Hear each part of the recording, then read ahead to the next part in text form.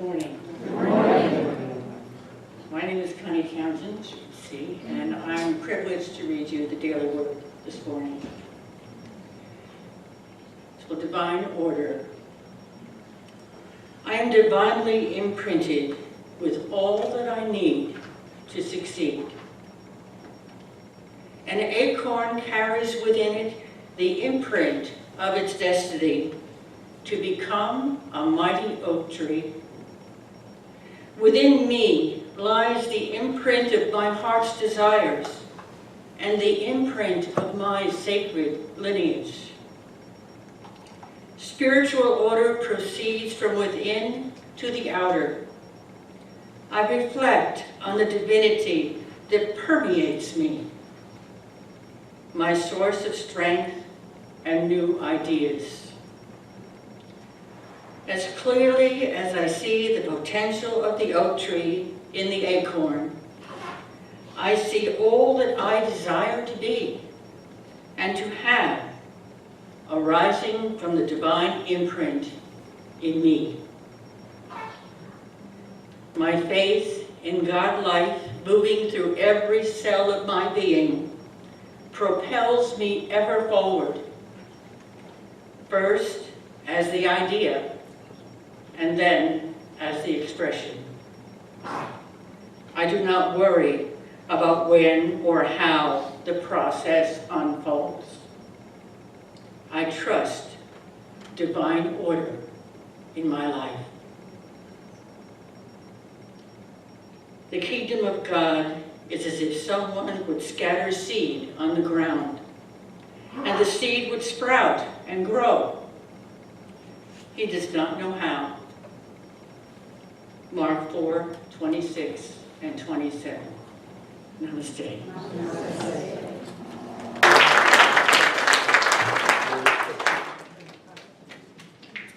This is our time in our service when we take a moment and we realize the goodness of God that is here right now. And so I invite you to simply close your eyes. You may want to move anything that's on your lap, release it, and simply let go. I invite you to take a deep breath. And as you do, know that you breathe in the breath of God, for God is all there is. And as you breathe out, just breathe out all worry, all concern, and be here now. Know that all things are working for your good, for God is in the midst of your life. And take a deep breath and simply say, peace, be still. Peace, be still. And let my words be your prayer today. Dear God, I am open, I am receptive to your love. I'm open to your guidance and to your wisdom. I'm ready to let go, to release any feeling of needing to control and to needing to know why. For there is only God, and God is good. Dear God, I know that everywhere I've turned, every path I walked, you've walked before me to prepare my way. Dear God, I know that you love me. No matter what I've done, you love me still. I know that in my pain and in my hurt, that you are there, for there is only God. I know that in my joy, you're there too. So live in love and presence, I welcome you here today. I welcome you into my heart. My heart overflows with your love. My heart overflows with your life force, your energy of pure joy. Dear God, I welcome you into my heart right now. right here, right now. Whatever is occurring, I say thank you. No matter what it is, I know that there is a plan for divine good at the end of everything that's going on in my life. I know it, I believe it, I affirm it, I accept. For I know the truth is, wherever I am, God is, and God is good. For that knowledge, for this sacred time, this time of peace, of calmness, and for love, we rest in the silence.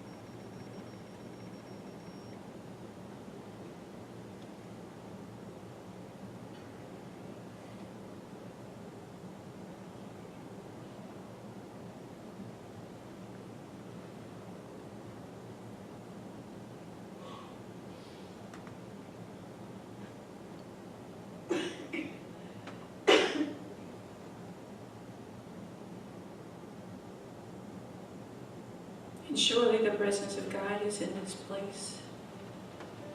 Begin to bring your attention back into this space, sacred space, and take another deep breath.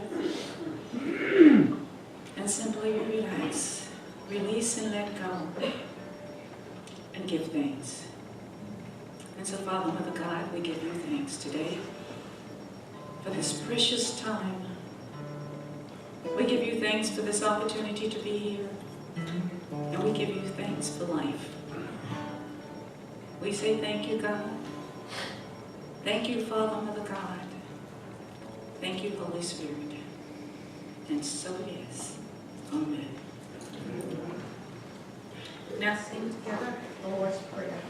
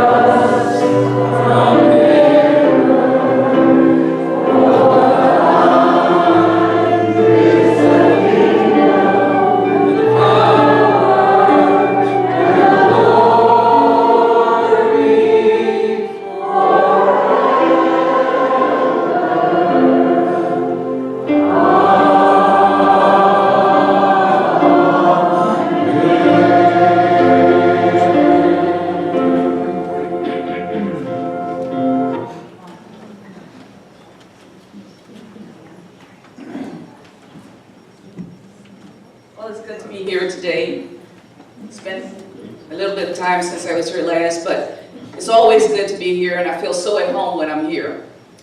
I'm reminded of a story of, there was a plane crashing, and there were 4 passengers and only 3 parachutes. So the first person said, I'm a heart surgeon. I'm well renowned in the world, and my patients need me. And he took the first parachute and he jumped. Next came this guy and he says, I'm a rocket scientist. I'm the smartest man in the world. My country needs me. And he jumped. The third passenger was John Paul, and he said to the 4th passenger, who was a 10-year-old boy, he said, oh, son, I'm old, I'm frail, I've lived a good life, why don't you take the last parachute? He said, oh, Padre, don't worry about that, everything's good. He said, there are 2 parachutes. You know the smartest man in the world? He took my backpack. It's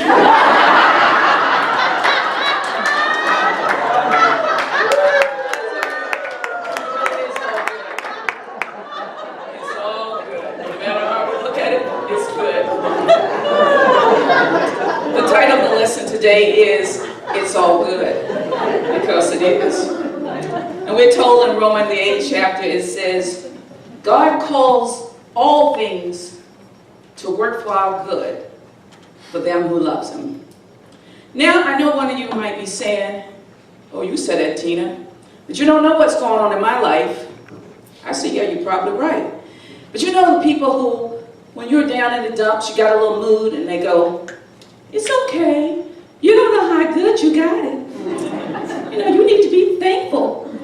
It's just a blessing in disguise. There's a lesson in this. You all heard those platitudes. And you know what I want to tell them? Well, you know, most of us want to give each other a hug, but at that time I ain't in the hugging mood. You know, there's a story about a king and his best friend, and the king, his best friend went on a hunt. And the best friend was the only person in the kingdom that the king paid any attention to. He was his advisor. And he was, at this point in time, he fixed the guns and the ammunition for the king. And this particular time, when the king shot the gun, he lost his thumb. Well, he was one of those friends that when anything happened, he said, oh, king, this is good.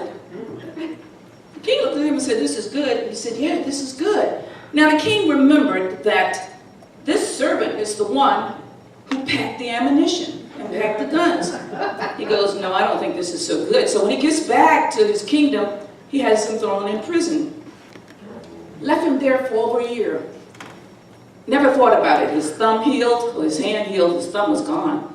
But he healed, and he decided he was going hunting. But this time, he packed his own. So he gets out in the woods, and he didn't know that in the neighboring town, there was a tribe of cannibals. And they were looking for dinner. So they find the king, they boil the water, the guy that was stuck on a stick, and one of them says, we can't do this. He's not perfect, he lost a thumb. They let him go. They knew that if they were to eat something that was imperfect, it would be a curse. Well, the king thought, this is what my friend meant by this is good. So he gets back to his kingdom. He goes to prison. He said, come on, friend, I'm so sorry for what I did. And the friend said, no, that's okay. He said, what do you mean that's okay? He said, if I had been with you, I would have been dinner. You see, folks, what you got to know is it's all good. It's just your perspective. Now I'm going to get serious for a moment. You all know, most of you know that my husband was with me, and right now he's sick. And at the time we had gone to Cuba. We got back, had a great time. We sold our house in the villages, moved to a smaller place in Wildwood with the intentions of traveling. Everything's falling in place, money's right, you know, everything's good, and he gets sick. Now, I'm a minister, so I said, there's a lesson in this, Tina. It's all good. Well, he started getting worse and worse. And you know, I do believe, I have faith, that things work out for good. I mean, I was raised to believe that. I know that there is a greater plan for my good no matter what's happening. But when you're in the midst of the stuff, it's kind of hard to believe that. My husband, we asked what had gone on. Nobody seemed to understand what was happening. I fought with the doctors. I am a nurse. I fought with the doctors. Of course, they didn't like me. And I didn't like them either, to tell you the truth. But anyway, I still was saying, it's all good. But I didn't know what this all good meant. You know, I know for me, I get complacent sometimes. When things are moving so good, I forget how good I got it. And so, when I look back at things, I was thinking, my God, I got to cut the grass. I got to do the laundry. I got to clean. I got to do everything because Dick's sick. Well, then that ain't what the good was. The good was I realized that, my God, I love this man. And that's something I had not told him in years. You know, my belief was actions speak louder than words. You don't need to say it. And I remember going to see him one afternoon and I said, you know, I love you, I want you to get better. And he said, I don't know that.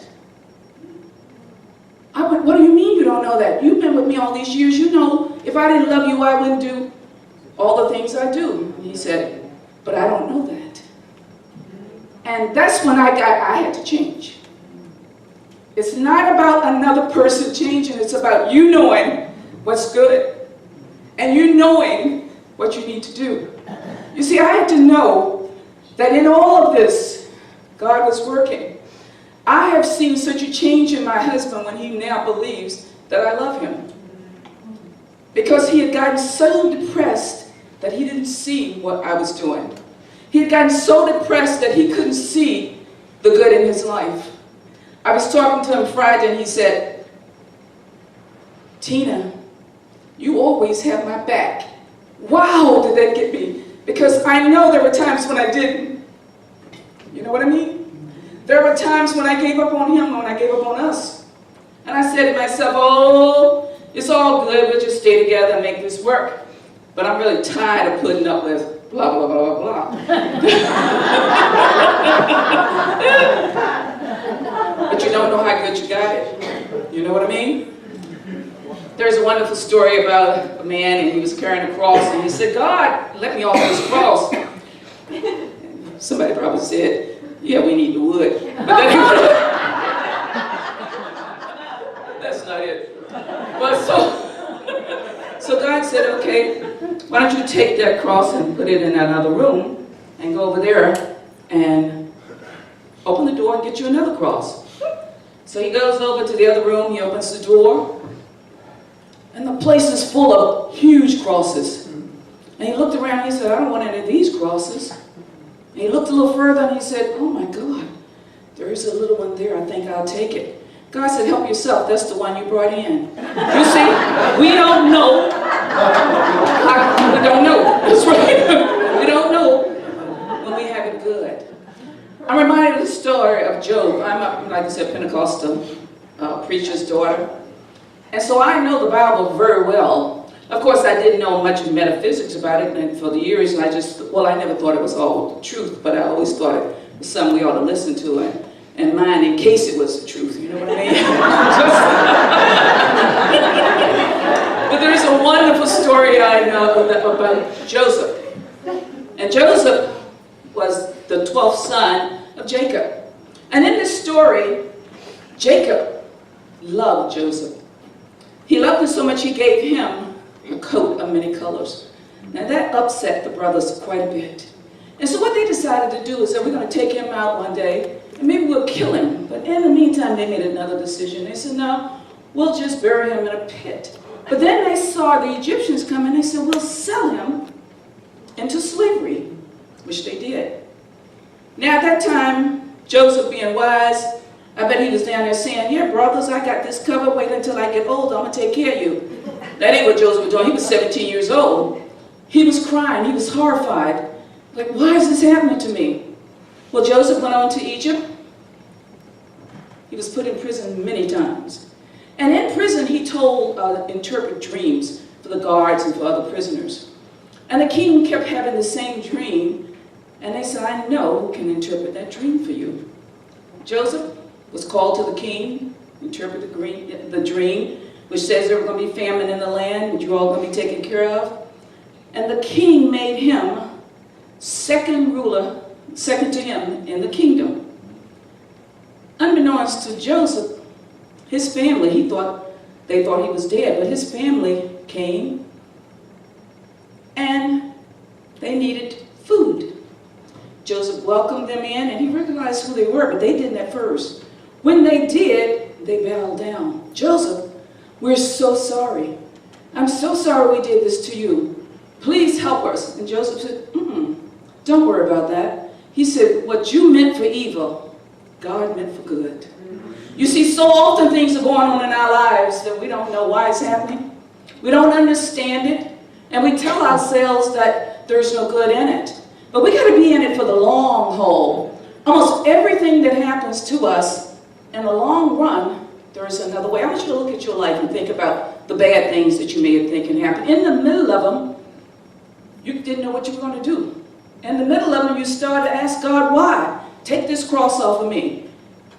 And then when you look at the other side, you say, you know, when Mom died, that's when me and my brother came back together. We hadn't spoken for years. But in her death, we understood family and friendship. You said, oh, when my sister was really ill, I took care of her, and I decided to be a nurse, and I chose to be a really good nurse. You see, we don't know what the outcome is when things are going through our lives. But what we need to know is that there is a greater plan for good in all our lives. Now, let's back up to me. So, we had an election. So, now, it went well for 50%, or maybe 49, maybe really 20, but it looks like 50. Anyway, it went well for a lot of folks. And some of us were a bit upset. And I became extremely upset. That's a good word. In fact, I spent most of my time, probably from October to February, ticked off, really pretty mad. I joined all kinds of resistance. I put all kinds of money into every kind of thing I could put into. And folks said to me, I said it to other folks too, you know what? The universe is just being shaken up. This is chemicalization. Things are going to be okay. They've got to be shaken up to get to the good. But everything is going to work out. In the back of my mind, I was like, that's some other stuff. So I wasn't enjoying that at all. And then my husband got sick. And so I couldn't spend as much time watching television, doing Facebook, being upset, because there was something else going on in my life. And I know, for me, that it was the best thing God did because it brought me closer to God. I was so angry, I had given up my prayer life. I had almost given up the idea that there really was a divine energy of good. Now I knew it, but getting it here and getting it into love, into that place of love, wasn't there.